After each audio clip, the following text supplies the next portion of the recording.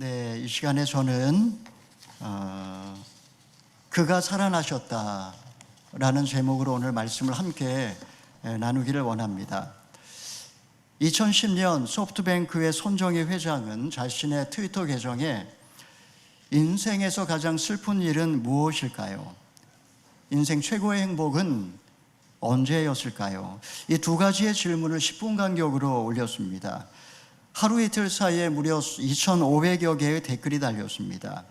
인생의 가장 큰 슬픔에 대해서 무수히 많은 답변이 달렸지만 죽음이 21%, 외로움이 14%, 절망이 11% 이렇게 죽음과 외로움과 절망이 응답의 절반 가까이를 차지했습니다.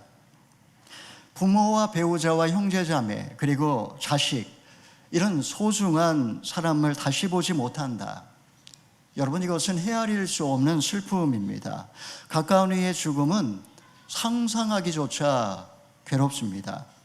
사랑하는 사람의 죽음을 맞닥뜨린 상황에서 지금 가장 큰 소망이 있다면 무엇일까요? 그가 죽지 않고 살아있는 것입니다.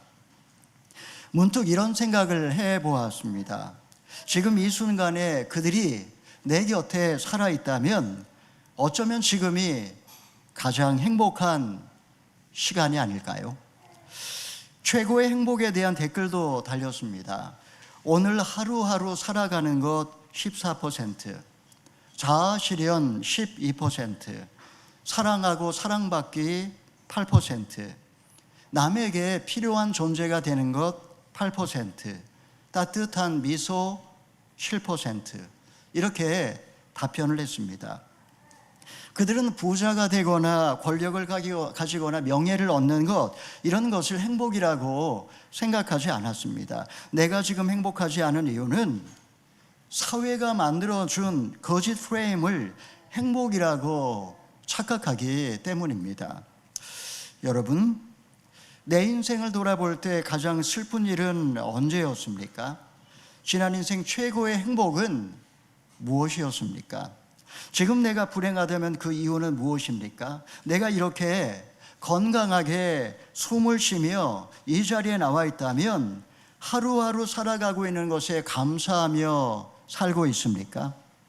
우리 인생의 마지막 죽음을 향해 달려가고 있다면 나는 피할 수 없는 죽음을 준비하기 위해 오늘 어떻게 살아야 할까요?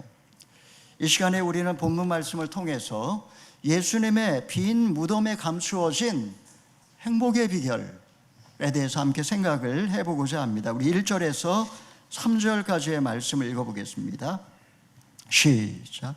안식일이 지난 뒤 막달라 마리아와 야고보의 어머니 마리아와 살로메는 예수의 시신에 바르려고 향품을 사두었습니다. 그 주가 시작되는 첫날 이른 아침 해가 막 돋을 때 여인들은 무덤으로 가고 있었습니다. 그들이 서로 말했습니다. 무덤 입구에 있는 돌덩이를 누가 굴려줄까? 이스라엘에서 안식일은 토요일 해가 떨어지면 이제 안식일은 끝나는 겁니다. 바깥 출입을 할 수 있게 되자 여자들은 시신의 발을 향품을 구해왔습니다. 뜬 눈으로 그 밤을 지새운 그들은 이제 주일날 먼동이 트자 무덤을 향해 길을 나섰습니다. 어두운 길을 걸을 때 아마 등골이 오싹했을 겁니다. 무덤 입구에 막혀있는 돌을 누가 굴려줄까? 그들은 예수님에 대한 연민과 슬픔을 안고 무덤가로 다가가고 있었습니다. 부활의 주님을 상상도 못한 그들 앞에 어떤 일이 벌어졌는지 우리 4절 5절의 말씀 읽어보겠습니다. 시작. 그런데 여인들이 눈을 들어보니 돌덩이가 이미 옮겨져 있었습니다. 여인들이 무덤에 들어가 보니 흰옷 입은 한 청년이 오른쪽에 앉아 있었습니다. 그들은 깜짝 놀랐습니다. 금요일 해가 지기 전에 아리마대 사람 요셉은 예수님의 시신을 무덤에 매장을 했습니다. 이때 종교 지도자들은 큰 돌을 맞고 임봉을 했습니다. 누구도 무덤을 열어 시신을 훔쳐가지 못하도록 밤낮으로 군대를 배치해 그렇게 철통 경비를 했습니다. 여인들이 지금 도착했을 때에 돌덩이는 이미 굴려져 있었습니다. 무덤 안으로 들어가 보니 시신은 온데간데였고 그 자리에 흰 옷 입은 천사가 그 자리에 앉아 있었던 것입니다. 연약한 여인들이 얼마나 놀랐을까요? 우리 6절의 말씀 읽어보겠습니다. 시작. 그러자 그가 말했습니다. 놀라지 말라. 십자가에 못 박히신 나사렛 예수를 찾으러 온 것이 아니냐. 예수께서는 살아나셨다. 이제 여기 계시지 않다. 여기 예수를 눕혔던 자리를 보라. 지금 여인들은 십자가에 못 박히신 예수님을 찾고 있습니다. 죽은 예수님, 무덤에 묻히신 예수님을 찾고 있습니다. 그들의 마음은 한없이 절망적이고 슬픔에 가득 차 있습니다. 누가복음을 보게 되면 이때 여인들은 울고 있었다라고 했습니다. 예수님이 누우셨던 곳에는 피 묻은 세마포만 덩그러니 남아 있었습니다. 천사는 그들에게 부활의 소식을 알려줍니다. 그는 여기에 계시지 않고 살아나셨다. 빈 무덤. 이것이 기독교의 엄청난 상징입니다.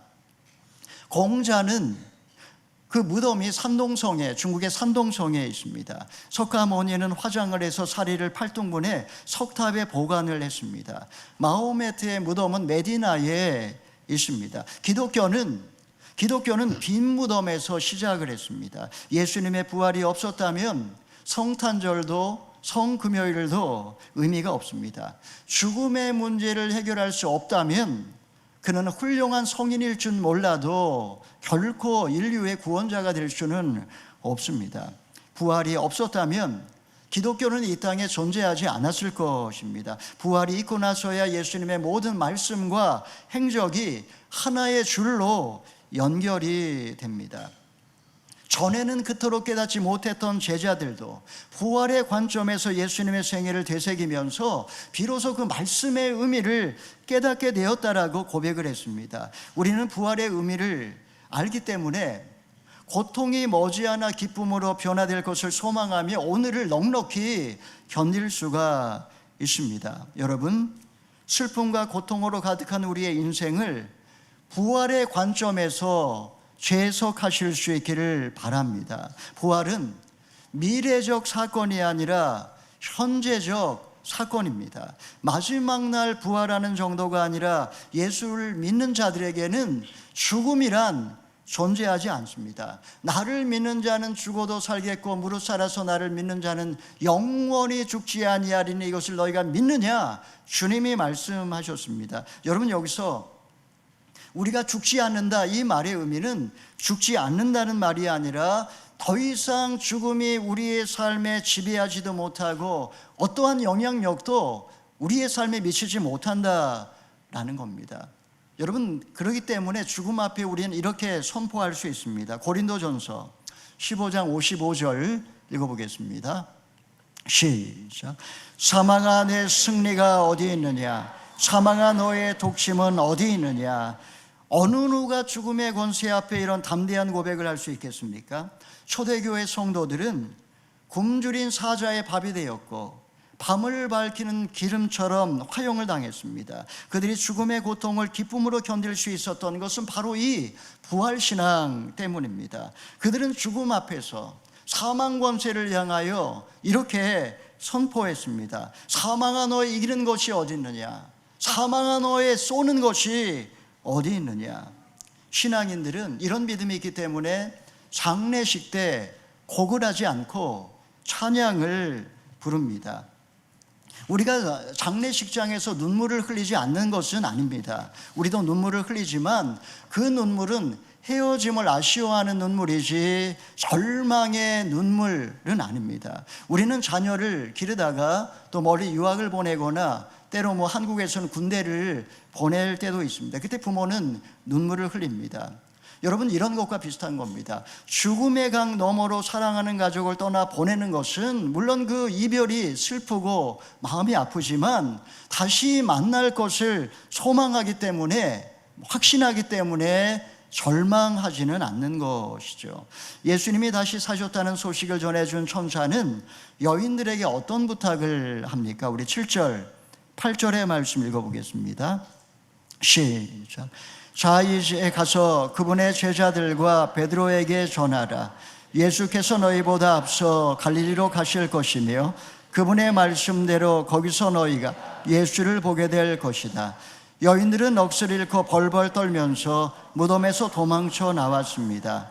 너무나 무서워 아무에게 어떤 말도 할 수가 없었습니다. 천사는 부활하신 예수님께서 먼저 갈릴리로 갈 것이니 빨리 이 소식을 제자들에게 알리라고 이렇게 부탁을 했습니다. 돌이 굴려져 있고 천사들이 나타났고 지금 여자들은 넋이 나간 상태입니다. 예수님께서 부활하셨다, 이 소식까지는 정말 믿기가 어려웠습니다. 그들은 혼비백산에서 무덤을 뛰쳐나와 도망쳤습니다. 아마 넘어지고 자빠지며 겨우 집에 도착했지만 그들은 아무 말도 누구에게도 할 수가 없었다라고 했습니다. 왜 천사는 주께서 갈릴리로 가실 것이라는 말씀을 알리라고 했을까요? 이 갈릴리가 특별히 의미가 있습니다. 지난 3년 동안 아름다운 추억이 고스란히 남아있는 고향입니다. 자격 없는 자들을 제자로 불러주셨습니다. 병든 자를 고쳐주셨고 죽은 자를 살리셨고 주님의 그 주옥 같은 말씀을 들을 때는 꿈을 꾸는 것만 같았습니다. 이런 그들이 예루살렘에 올라와서 예수님을 배신하고 다 도망쳤고, 그리고 베드로는 예수님을 3번이나 모른다라고 부인을 했습니다. 그들에게 있어서 갈릴리를 생각할 때마다 그들은 가슴 한구석에 먹먹하고 찬바람이 불었을 겁니다. 죄책감과 수치심이 몰려왔습니다. 예수님은 그들에게 갈릴리에 가서 다시 시작하자고 이렇게 말씀을 하는 겁니다. 그들의 실수와 연약함에도 불구하고 괜찮다고 이제 다시 시작하자고 초청을 하시는 겁니다. 부활신앙의 눈으로 연약한 나의 모습을 바라보면 우리는 절망하지 않을 수 있고 다시 나 자신을 용서할 수 있는 것입니다. 여러분, 우리의 인생도 부활의 빛 가운데 해석할 수 있기를 바랍니다. 이미 승리를 알고 있는 경기에 임하는 것과 같은 것입니다. 생방송은 승패를 알 수 없기 때문에 초조하고 그리고 긴장됩니다. 녹화방송은 어떻습니까? 결과를 알기 때문에 마음 편안하게 볼 수가 있습니다. 주님은 우리에게 이미 승리를 약속하셨습니다. 때로는 흔들리고 때로는 넘어질 때도 있지만 결과는 승리요, 축복이요, 영생이기 때문에 우리는 고난 가운데에서도 담대하게 오늘을 견뎌낼 수가 있는 것이죠. 여인들은 집에 돌아왔지만 무서워서 아무 말도 할 수가 없었습니다. 이때 부활하신 주님께서 누구에게 나타나셨습니까? 우리 9절의 말씀을 읽어보겠습니다. 시작. 예수께서 그 주가 시작되는 첫날 이른 아침 부활하셔서 맨 처음으로 막달라 마리아에게 나타나셨습니다. 막달라 마리아는 전에 예수께서 7 귀신을 쫓아주신 여인입니다. 저자는 막달라 마리아에게 나타나셨습니다 라고 하지 않고 그 앞에 7 귀신 들렸던 막달라 마리아라고 했습니다. 막달라는 이제 지명이니까 그 앞에 있는 귀신 들렸던 이 대목을 왜 넣었을까요? 7 귀신 들렸다라는 것은 온전히 귀신에 사로잡혀서 망가진 인생을 살던 여자라는 말입니다. 유대 사회에서 여자는 법정에서 증인으로서의 자격이 없었습니다.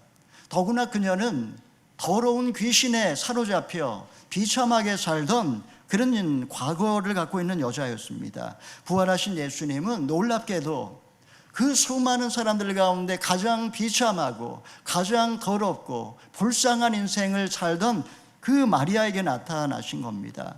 마리아는 감격에 겨워서 제자들에게 돌아와 부활의 기쁨의 소식을 알렸지만 그들은 믿지 않았다라고 했습니다.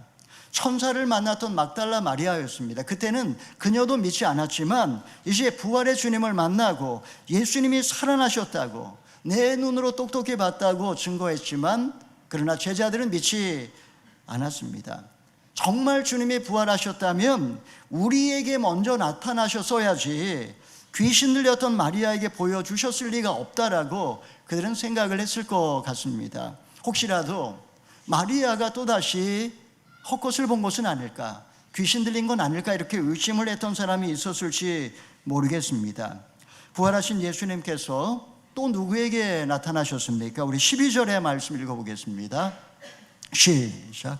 그 후에 그들 가운데 두 제자가 시골로 내려가고 있는데 예수께서 전과는 달라진 모습으로 그들 앞에 나타나셨습니다. 예수님은 지금 엠마오로 가는 두 제자에게 나타난 겁니다. 저자는 예수님이 전과 다른 모습으로 나타나셨다라고 그렇게 기록하고 있습니다. 그들은 지금 예수님과 동행을 하고 있지만 주님이신 줄을 전혀 알아보지를 못하고 있습니다. 예수님은 그들에게 성경을 통해서 왜 그리스도께서 고난을 받으시고 왜 예수님께서 부활하셔야 되는지에 관해서 깨우쳐 주셨습니다. 순간 마음이 뜨거워지면서 눈이 열렸을 때 순식간에 예수님은 사라지고 없었습니다. 그들은 예루살렘으로 달려와서 이 사실을 알렸지만 여전히 제자들은 믿지 않았습니다. 예수님과 동행했던 그들도 처음에는 예수님을 알아보지를 못했습니다. 성경을 풀어주시니까 가슴이 뜨거워졌고, 그리고 주님을 알아봤을 때는 눈에서 사라졌다라고 이렇게 이야기를 했지만 제자들은 믿을 수가 없었습니다. 눈앞에 나타난 주님을 몰라본다라는 게 말이 안 되고, 그리고 만약에 나타나신다면 우리에게 먼저 나타나셨어야지, 12제자 축에 끼지 못하는 그들에게 나타나셨을 리가 없다라고 그들은 생각을 했던 것입니다. 자, 이제 부활하신 주님께서 제자들에게 나타나십니다. 우리 14절의 말씀을 읽어보겠습니다. 시작. 나중에 예수께서 11 제자들이 음식을 먹고 있을 때 그들에게 나타나셔서 그들이 믿지 못하는 것과 마음이 굳은 것을 꾸짖으셨습니다. 예수께서 다시 살아나신 후 자신을 보았다는 사람들의 말을 제자들이 믿지 못했기 때문입니다. 11 제자들이 음식을 먹고 있었습니다. 지난 며칠 동안 울다 지쳐서 배가 고팠던 것 같습니다. 그때 주님께서 나타나셨습니다.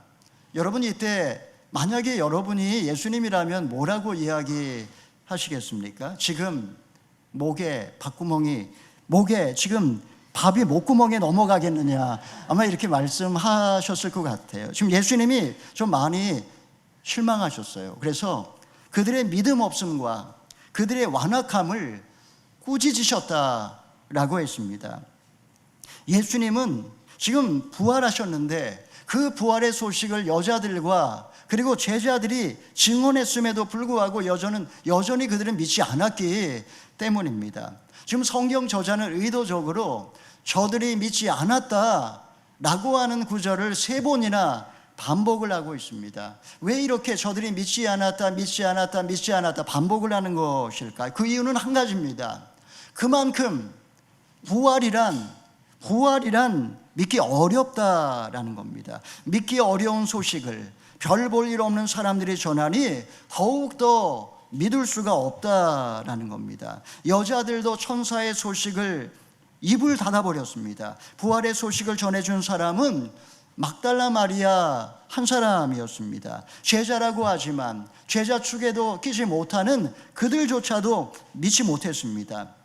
11 제자들도 그들의 말을 듣고도 믿지 못했던 것입니다. 여러분, 부활이란 천사들이 전해줘도 믿지 못합니다. 부활이란 부활하신 주님을 보고도 믿지를 못합니다.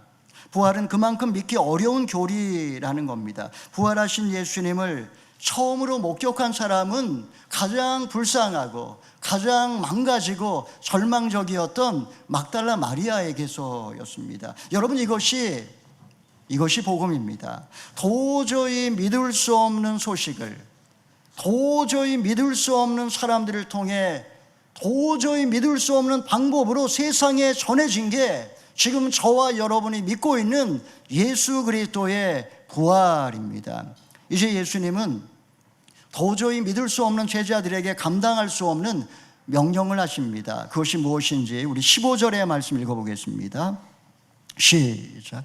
예수께서 제자들에게 말씀하셨습니다. 너희는 온 세상에 나가서 모든 사람에게 복음을 전파하라. 온 세상은커녕 지금 예루살렘 골방에 숨어 벌벌 떨고 있는 제자들입니다. 주님을 부인하고 도망쳤고 예수님도 믿지 못하는 그런 자들이었습니다. 그런 상황에서 배는 고파서 밥은 먹고 있습니다. 어떻게 그들이 온 세상에 다니며 모든 사람에게 복음을 전할 수 있겠습니까? 그 비결은 한 가지입니다. 오직 성령이 임하시고 그들이 부활의 주님을 확신할 때 그들은 절망을 딛고 일어나 담대하게 세상 가운데 나가 복음을 전할 수가 있었던 것입니다. 여러분, 그들에게 부활신앙이 있을 때 삶에 어떤 표적이 나타날까요? 우리 17절, 18절 읽어보겠습니다.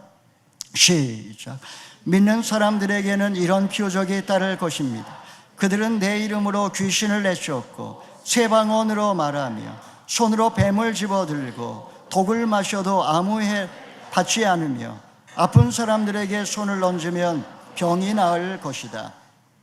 여러분이 주님이 약속하신 이것이 제자들에게만 해당되는 것일까요? 오늘날 모든 믿는 자에게 해당되는 말씀일까요? 우선 사도행전에서 이런 표적이 나타났습니다.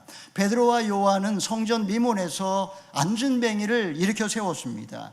빌립이 사마리아에서 복음을 전할 때 귀신이 쫓겨나가고 병자들이 고침을 받았습니다. 바울이 옥중에서 기도하고 찬송할 때 지진이 일어났습니다. 뱀에 물렸지만 죽지 않았습니다. 물론 부활신앙이 우리의 삶의 만사형통을 약속하는 것은 결코 아닙니다. 주님께서 우리와 함께 하사 표적이 나타나기도 하지만 믿음으로 살 때 고난도 따르기 마련입니다. 12사도들이 가는 곳마다 이런 표적이 나타났지만 땅끝까지 나가 복음을 전할 때 온갖 멸시와 박해를 받았고 그리고 모두 다 순교하고 말았습니다. 부활신앙은 죽음이 없는 행복한 삶, 만사형통의 삶을 보장하는 것이 아니고 부활의 그날을 소망하며 주님의 십자가를 지고 고난을 견디며 영광에 이르는 삶, 이런 것을 부활신앙이라고 할 수가 있습니다. 사도 바울은 부활신앙이 무엇인지에 대하여 우리에게 구체적으로 보여주었습니다. 우리 고린도후서 4장 8절 11절까지 마지막으로 읽어보겠습니다. 시작. 그러므로 우리는 사방으로 환난을 당해도 절망하지 않고 답답한 일을 당해도 낙심하지 않습니다. 핍박을 당해도 버림받지 않고 넘어뜨림을 당해도 망하지 않습니다. 우리는 항상 예수의 죽으심을 몸에 짊어지고 다닙니다. 이는 생명 또한 우리의 죽을 몸에 나타나게 하려는 것입니다. 우리 살아있는 사람들이 항상 예수 때문에 죽음에 넘겨지는 것은 예수의 생명 또한 우리의 죽을 육체 안에 나타나게 하려는 것입니다. 그러므로 죽음은 우리 안에서 역사하고 생명은 여러분 안에서 역사합니다. 부활신앙이 있는 사람은 사방으로 환난을 당해도 절망하지 않고, 부활신앙이 있는 사람은 답답한 일을 당해도 낙심하지 않습니다. 부활신앙이 있는 사람은 핍박을 당해도 버림받지 않고, 부활신앙이 있는 사람은 넘어뜨림을 당해도 망하지 않는다라고 사도 바울은 고백을 하고 있습니다. 우리 예수 믿는 사람들이 날마다 죽음에 던져지지만 그러나 우리는 날마다 부활한다고 그렇게 고백을 하는 겁니다. 나의 몸에서 그 부활의 생명력을 나타나게 하기 위해서 우리는 날마다 예수의 죽으심을 내 몸으로 짊어지고 살아간다. 지금 죽음이 역사하고 있지만 그는 영광의 몸으로 변화될 그 날을 소망하며 현재의 고난을 견디고 있었던 것입니다. 말씀을 정리하겠습니다. 여러분, 예수님께서 죽음 권세를 파하고 살아나셨습니다. 제자들은 믿지 못했지만 믿는 자들에게 놀라운 표적을 약속하셨습니다. 예수님께서 오늘날 함께 하시기에 우리 역시 고난을 넉넉히 이기고 부활에 이를 것입니다. 사랑하는 여러분, 예수님이 사망 권세를 이기고 부활하셨음을 여러분 입술로 선포하시기를 바랍니다. 눈을 들어 영광의 보좌에 앉으신 예수님을 바라보실 수 있기를 바랍니다. 그가 살아나셨다. 예수님께서 부활하셨다. 사랑하는 성도 여러분, 사망 권세가 쏘는 독침에 위축되거나 흔들리지 마십시오. 오히려 죽은 권세를 향해 담대하게 선포하실 수 있기를 바랍니다. 사망아 너의 이기는 것이 어디 있느냐? 사망아 너의 쏘는 것이 어디 있느냐? 이 영광스러운 부활의 아침에 우리 모두가 그리스도의 생명으로 충만하여 영원한 하나님 나라를 소망하며 자기 십자가를 지고 예수님을 쫓는 참 제자가 되시기를 주님의 이름으로 축원합니다. 아멘.